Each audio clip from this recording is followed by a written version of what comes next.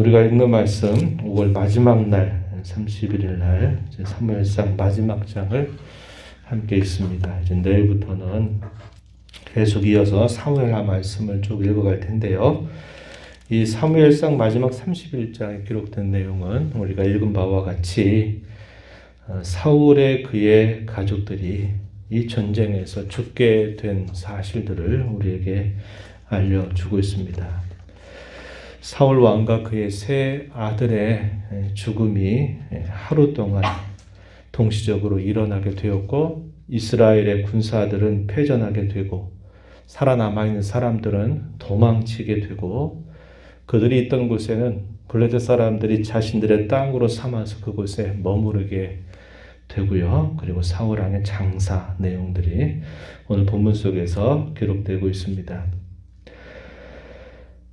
이 블레셋과의 전쟁에 사실상 사울뿐만 아니라 다윗도 큰 위기 가운데 있었습니다. 그런데 하나님께서 그의 실수와 허물에도 불구하고 다윗과 그의 사람들은 그 위기로부터 모면하도록 하나님께서 오묘하게 그들은 건져 주시게 되고, 이제 마침내 다윗과 그의 사람들이 떠나 있는 곳, 이제 블레셋의 군사와 이스라엘 군사가 전쟁이 되는데, 그 싸움이 일방적으로 블레셋이 이겨나가게 되고 이스라엘 사람들은 패배를 하게 된 것입니다.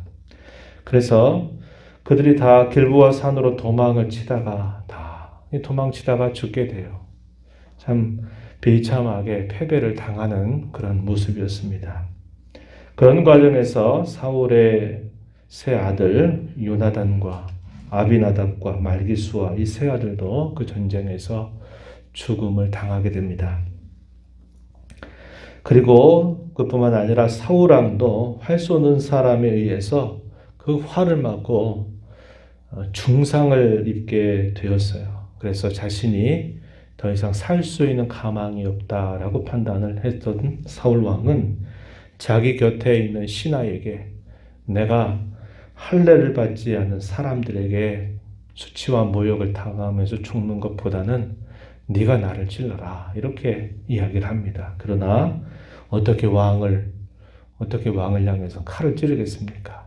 자기가 할 수 없다는 것 때문에 망설이게 되니까 사울 왕이 칼을 대고 자기가 칼 위에 엎드러지게 되면서 자결을 시도하게 되는 겁니다.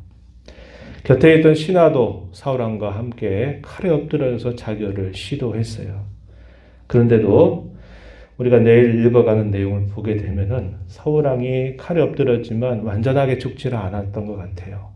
그래서 그 곁에 누가 있었냐면 아말렉 병사 한 사람이 있다가 이 사울 왕의 마지막 청을 받아서 확실하게 그를 죽이게 되면서 사울 왕의 최후를 맞게 됩니다. 이 내용이 사무엘하 1장 7절로부터 10절에 표현이 됩니다. 그래서 1차적으로는 활에 쏘임을 당해서 중상을 입고 칼 위에 엎드려서 자살을 하려고 했는데 그게 다 되지가 않아서 마지막은 아말렉 군사, 그 사람이 사울을 찔러서 죽이게 되면서 결국 비참한 최후를 맞게 된 것, 이것이 우리가 읽은 본문 1절로부터 6절에서 표현이 되고 있습니다.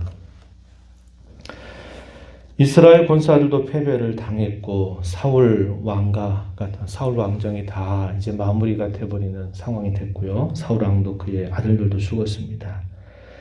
이러한 소식이 이제 블레셋 사람들에게 다 알려지게 되면서 이 블레셋 사람들이 사울 왕에게 죽었는데도 그들에게 수욕을 행한 것입니다. 어떻게 하느냐? 9절 이하의 말씀에 보면 이 사울의 목을 베고요. 그리고 그가 죽었다고 하는 소식을 블레셋 사방으로 그 소식을 알리게 됩니다. 그리고 그가 입었던 갑옷은 아스다로 신전에다가 그것을 가져다 두는 겁니다. 그 뜻이 뭘까요?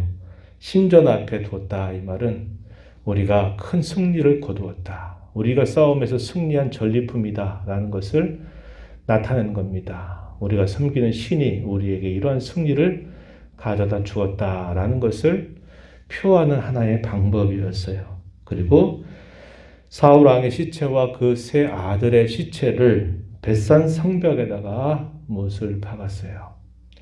이것이 이 블레셋 사람들이 얼마나 잔인한 사람들인가를 보여주는 하나의 대표적인 일인데요. 어쨌든 이스라엘의 왕, 그 왕가에 있는 그런 모든 사람들을 그렇게 수욕을 주면서 자신들의 승리를 기뻐하는 그런 모습이 나타나게 되었습니다. 길르앗 야베스 사람들이 옛적에 이 사울 왕으로부터 큰 은혜를 입었던 기억이 있어요. 사무엘상 11장 내용을 보게 되면 이 길르앗 야베스 사람들이 큰 어려움을 당하게 될 때 이 사울 왕을 통해서 그들이 그 위기로부터 벗어났던 경험이 있습니다. 그래서 사울 왕이 죽었다라고 하는 소식을 듣고서는 이 길르앗 야베스 사람들이 밤에 용사들을 데리고 가서 이 사울 왕과 그 아들들의 시신을 거두어 오게 됩니다. 그리고서 야베스 에셀나무 아래에다가 장사를 치르게 돼요. 그리고 그 죽음을 한 7일 정도 애도하는 그런 모습이 나타나게 됩니다. 이로써 사울의 왕가가 끝이 나는 그런 모습이 나타나게 되었습니다. 여기서 우리가 생각하게 되는 부분은 그거죠. 이스라엘 민족의 패배가 곧 하나님의 패배하는 것은 아닙니다. 이 블레셋 사람들은 어떻게 생각했나요? 자신들이 승리를 자축하면서 그것은 자신들이 섬기는 신이 자신들에게 승리를 가져다 준 것이다. 이렇게 여기고 있어요. 그러나 우리가 쭉 읽어온 내용들을 보면 그게 아니죠. 하나님께서 때로 자기 백성들을 그렇게 어려움을 겪게 하시고 실패를 당하게 하시는 것은 하나님께서 그들 가운데 있는 죄를 정화하시는 하나의 방법이다라는 겁니다. 이스라엘의 패배가 곧 하나님이 패배했다라는 것을 뜻하지 않는다 하는 것입니다. 이것은 사울 왕가의 패배였고요. 그 사울 왕가의 패배는 이미 예고되었던 바였습니다. 왜 그럴까요? 하나님께서 그를 세우신 본분을 망각하고 또 하나님 앞에 큰 죄를 범하면서도 그 죄에 대하여 그가 회개할 기회조차도 갖지 않았던 것입니다. 자신에게 주었던 그 왕권을 가지고서 대적나라를 치고 그 백성들 가운데 정의를 이루고 하나님의 뜻을 이루어야 될 그의 본분은 사라져버린 채 자기에게 가져다 준 그 권력을 가지고 누구 쫓았습니까? 가끔씩 이 주변 나라와 전쟁을 하기도 했지만은 하나님의 사람 다윗을 치려고 계속적으로 군사력을 동원해가지고 계속적으로 하나님이 원치 않는 일들을 행했습니다. 하나님께서 그것을 다 아시면서 이 사울이 하나님께 응답을 구하고 전쟁에 나가려고 했을 때 이번 전쟁이 그랬었죠. 하나님 침묵하세요. 침묵하셨던 이유는 무엇이었습니까?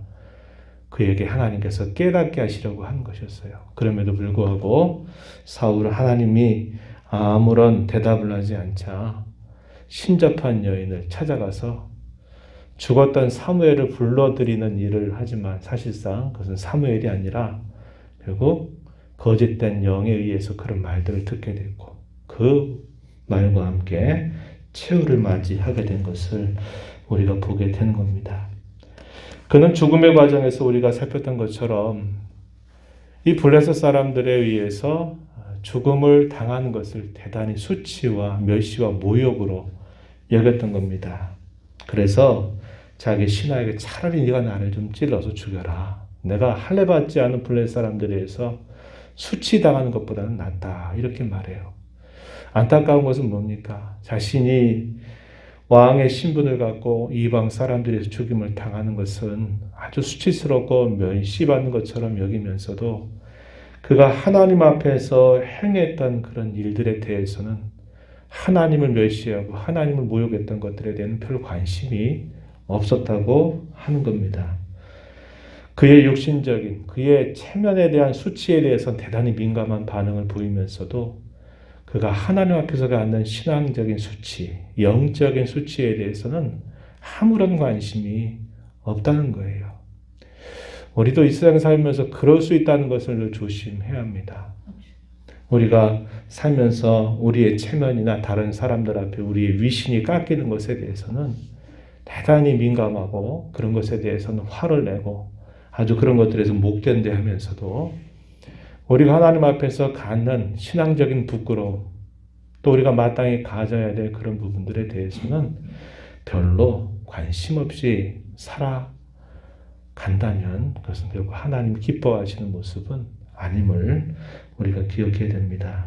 저와 여러분 이 땅에서 살면서 짧은 인생을 살면서 구원의 은혜를 받아서 영생을 가진 자가 되고 우리가 이 땅에서 이미 하나님의 나라를 사는 삶을 훈련하고 장차 우리가 그 영원한 나라에 들어가서 영생을 누리게 될 것인데 우리가 그런 하나님의 은혜를 잊어버리고 그런 본분을 잊어버리고 이 세상 사람들이 갖는 그 가치와 그 생각과 그 기준을 따라가려고 아둥바둥 살아가게 되고 성도로서의 본분을 망각하고 살아간다면 이 사울이 살았던 모습과 별반 다르지 않을 수 있다는 것을 우리는 꼭 기억해야 하겠습니다.